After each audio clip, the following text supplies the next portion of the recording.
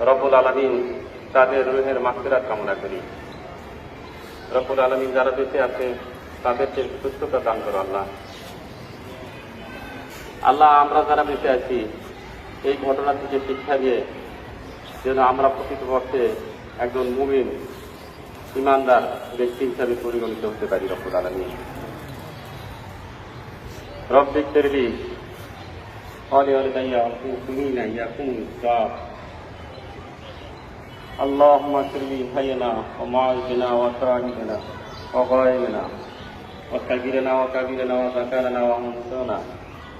اللهم من احييت منا فتحيه على الاسلام وتوفيت منا فتحه على الايمان.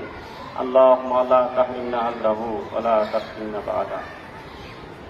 اللهم اغفر له وارحمه وعافه واعف عنه واكرم نزله وأكرم مدخله واغفره بالماء والثلج والبرد ونقه من الخطايا كما ينقى الثوب الأبيض من الدنس وأبدل دارا خيرا من داره وأهلا خيرا من أهله وادخله الجنة وأعذه من عذاب القبر ومن عذاب النار.